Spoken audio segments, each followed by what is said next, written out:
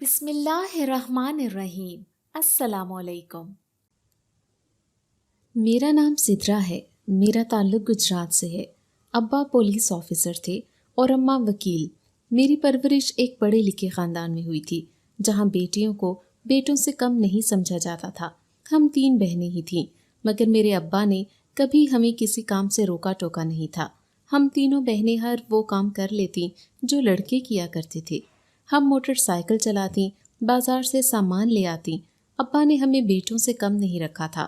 وہ ہمیشہ کہتے کہ تم تینوں ہی میرے بیٹے ہو، اور بیٹے بیٹیاں نہیں بن سکتے، مگر بیٹیاں بیٹے ضرور بن جاتی ہیں۔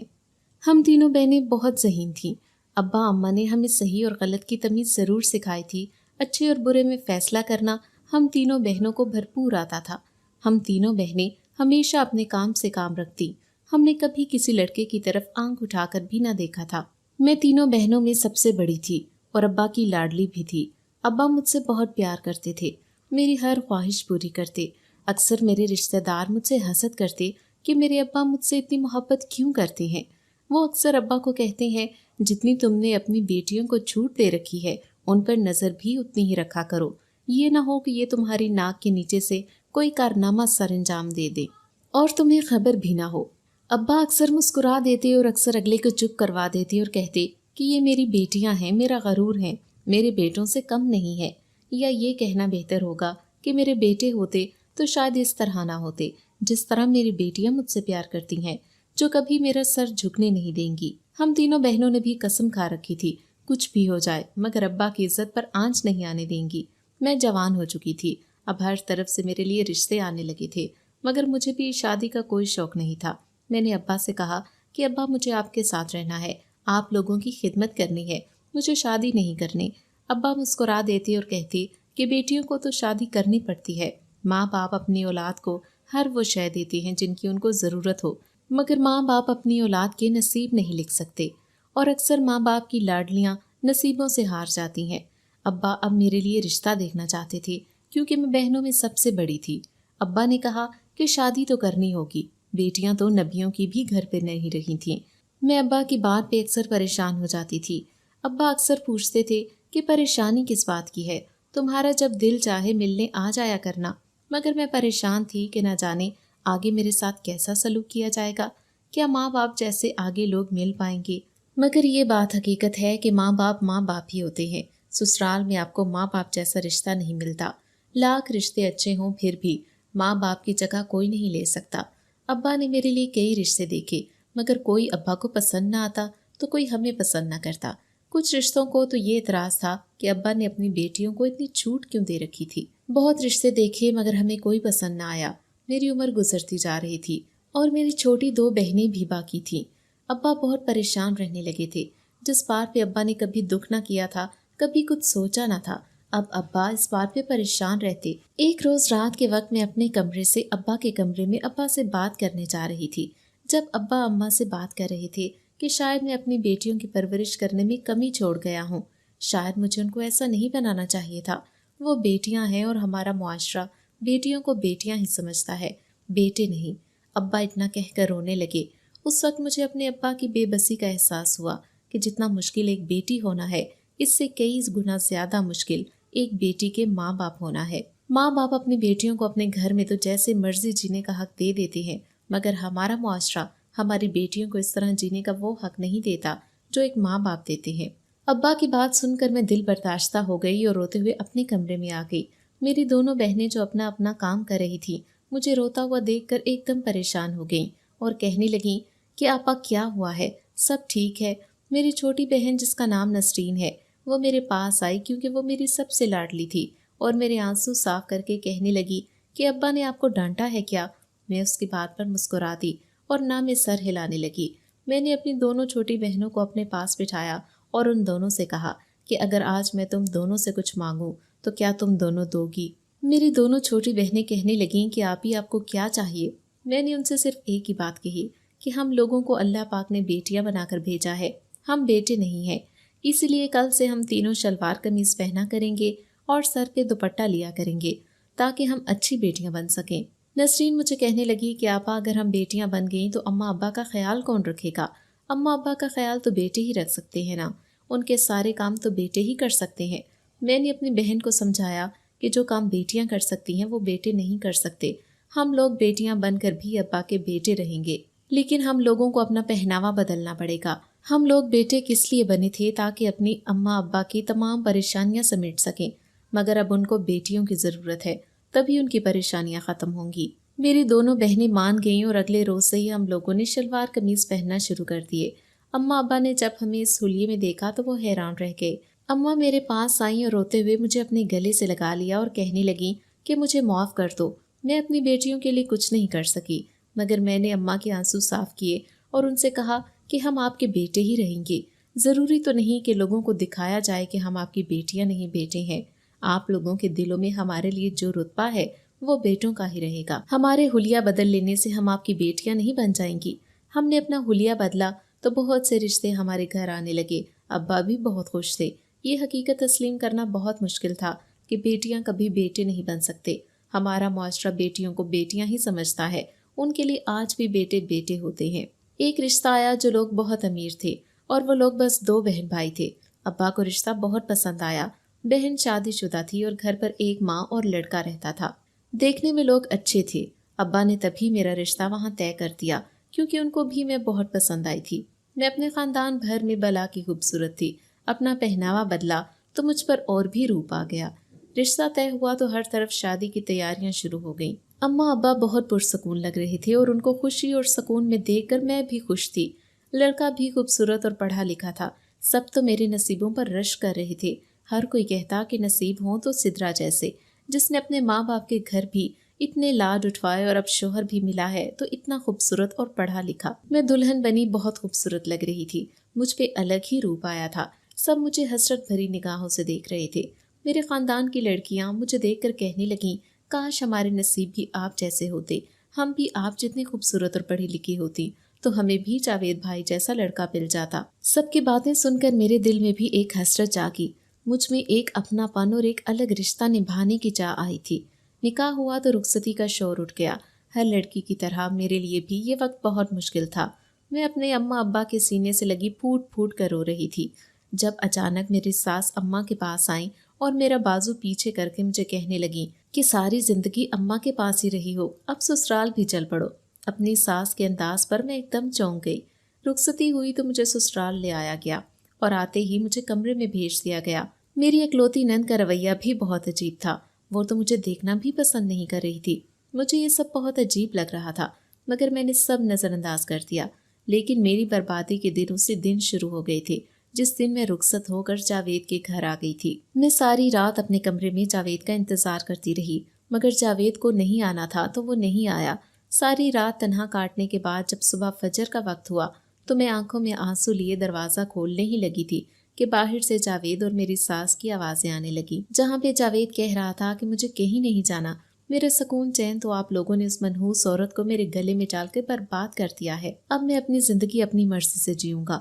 میری ساس میرے شوہر کو کہنے لگی کہ آج کی رات گزار لو، کل سے جیسے چاہو گے ویسا ہوگا، اور ویسے بھی تمہارے لیے اسی لیے بیٹیوں والا گھر ڈھونڈا ہے تاکہ یہ لڑکی واپس نہ جا سکے۔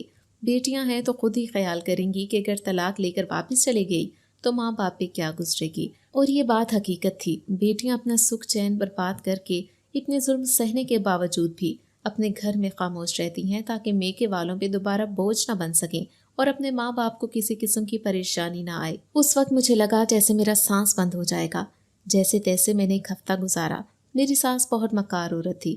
میں جب اپنے میکے جانے کی بات کرتی تو مجھے تانے دے کر چپ کروا دیتی اور کہتی جنہوں نے گھر بسانے ہو وہ بار بار پیچھے نہیں جایا کرتے۔ مجھے ایسے لگنے لگا تھا جیسے میرے ماں باپ نے مجھے ان کے آگے بیچ دیا ہے۔ میرا شوہر مجھ پہ بہت ظلم کرتا۔ کہنے کو تو وہ بہت امیر تھے مگر ایک وقت کی سکون کی روٹی بھی میرے نصیب میں نہیں تھی۔ سب کے کھانا کھانے کے بعد جو کچھ بچا کچا ہوتا وہ میرے آگے رکھ دیا جاتا، اور اگر میں کوئی شکوہ کرتی تو میرا شوہر مجھے بہت مارتا۔ چھوٹی چھوٹی باتوں پر مجھے جھڑک دیتا یا پھر مار کٹائی کرتا۔ اس کا تو جیسے پسندیدہ مشغلہ یہی تھا۔ میں ایک مہینے کے اندر اندر کمزور ہو گئی تھی۔ آنکھوں کے نیچے سیاہ ہلکے پڑ گئے تھے، رنگ پیلا ہو گیا تھا۔ اماں ابا سے کبھی کبھار فون پہ بات ہو جاتی اور جب وہ مجھے اپنے گھر آنے کا کہتے تو میں ان کو کسی نہ کسی بہانے سے ٹال دیتی، کیونکہ مجھے اپنے سسرال سے بالکل اجازت نہیں تھی کہ میں اپنے میکے جا سکوں۔ وقت کا کام ہے گزرنا تو وہ گزر ہی جاتا ہے۔ میری شادی کو 2 مہینے ہو چکے تھے اور اس میں نے کیا کچھ برداشت نہیں کیا تھا۔ میں نے 2 مہینے سے اپنے اماں ابا کو دیکھا تک نہیں تھا۔ جب وہ میرے گھر آنے کا کہتے تو میں انہیں یہ کہہ کر ٹال دیتی کہ ابا ابھی مجھے اپنے گھر پر دھیان دینے دیں، اور ایسے ہی اگر ہم ملتے ملاتے رہیں گے تو میں اپنے گھر پر کب دھیان دوں گی۔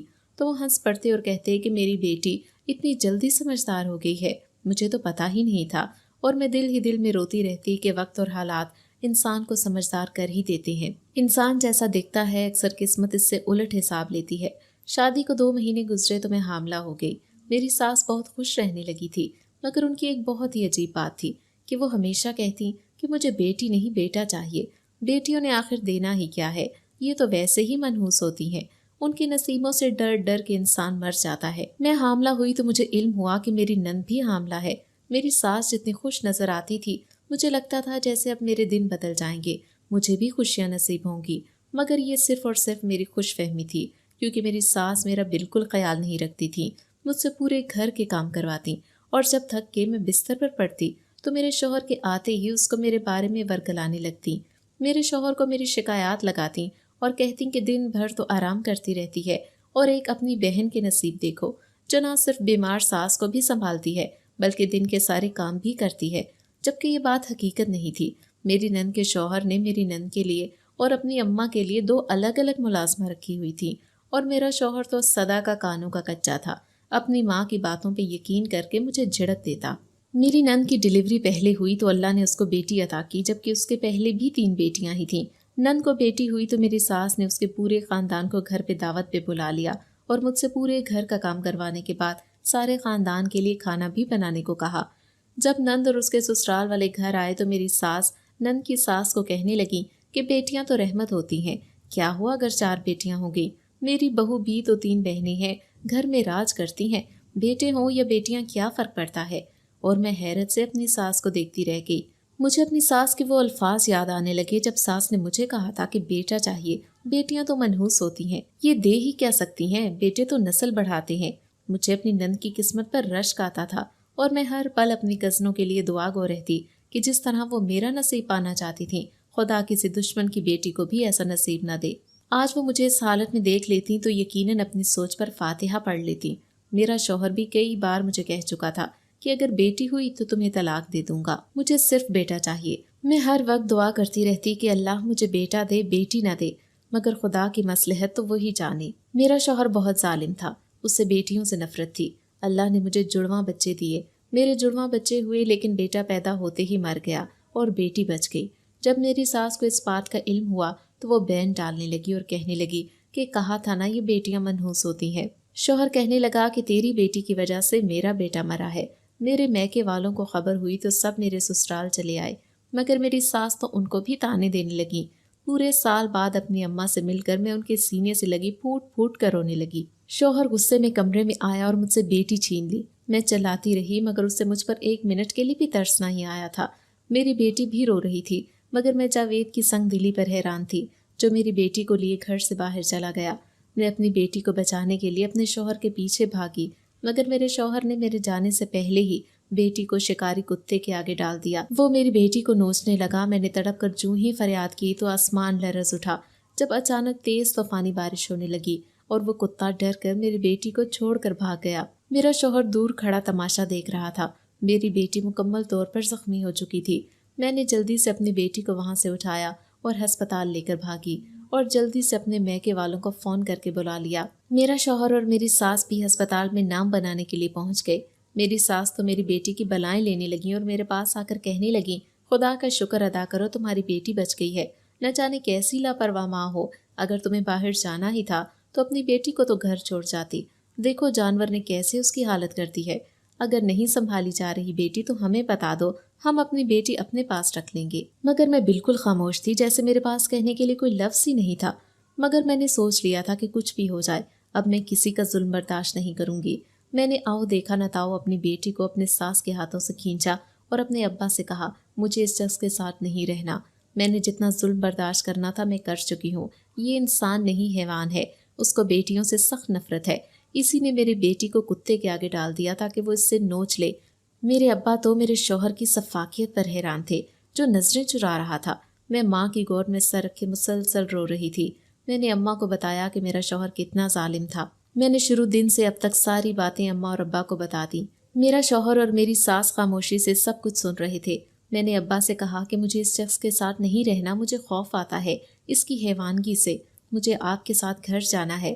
اگر آپ کے گھر میں میرے لیے جگہ نہیں ہوگی تو مجھے بتا دیں، میں اپنی بیٹی کو لے کر کس کونے میں چلی جاؤں۔ اللہ کی زمین بہت بڑی ہے، کہیں نہ کہیں تو سر چھپانے کو مجھے اور میری بیٹی کو جگہ مل ہی جائے گی، مگر میں اپنی بیٹی کے ساتھ وہ سب نہیں ہونے دوں گی جو میرے ساتھ ہوا۔ ابا کی میری باتوں پر کندھے جھک چکے تھے۔ وہ مجھے اور میری بیٹی کو لیے گھر آ گئے۔ میں نے ابا سے طلاق کا مطالبہ نہیں کیا تھا کیونکہ یہ معاشرہ ایسا ہی تھا، اکیلی عورت کو تو جینے نہیں دیتے، اور اگر اس پر طلاق کا داغ لگا ہو تو وہ قبر کی دیواروں تک یاد رکھا جاتا ہے۔ مرنے کے بعد بھی اس کے ذات پر رحم نہیں کیا جاتا۔ جب بھی اس کا نام لیا جائے تو ساتھ یہ ضرور کہنا لازم ہوتا ہے کہ اس کو تو طلاق ہوئی تھی۔ ہمارا معاشرہ ہی انسان کو کسی طرف جینے نہیں دیتا۔ وقت کا کام ہے گزرنا تو وہ گزر ہی جاتا ہے۔ اب میری بیٹی بڑی ہو رہی تھی۔